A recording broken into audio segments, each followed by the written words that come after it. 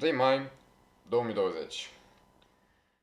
Aceasta a fost data în care am postat ultimul videoclip pe canal și prima am dispărut fără niciun la revedere, fără nimic, fără să atenționez pe cineva. Presupun că majoritatea din voi v-ați întrebat: Petru, dar tu ce, ai murit? Credeți că am murit. Dar nu este așa, sunteți în viață. Acum vă întrebați: păi unde dracu ai fost? Ce ai făcut 2 ani de zile și nu ne-ai spus nouă? Deci, mi-am creat un canal nou. Mi l-am creat 3 luni după ce am postat pe acest canal.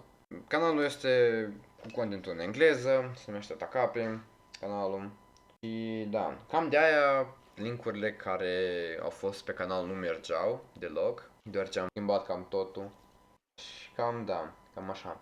Ce să spun, mulțumesc pentru cei care ați fost și ați așteptat să postez aici pe canal odată în viață, să vă dau un update despre ce fac eu. Cam așa, vă recomand să vă duceți pe canalul respectiv, pe Takape. Acolo voi posta. Aici, pe acest canal nu voi mai posta deloc, voi lăsa așa, pentru fel ca arhivă, să văd ce am mai avut eu aici.